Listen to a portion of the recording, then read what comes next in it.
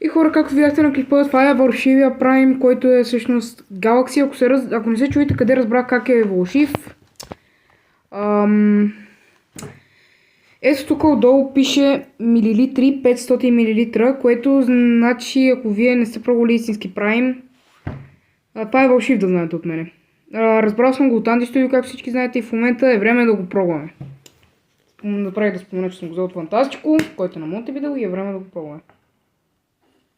Мирише на лимони и на някакви други работи. И нека пробваме.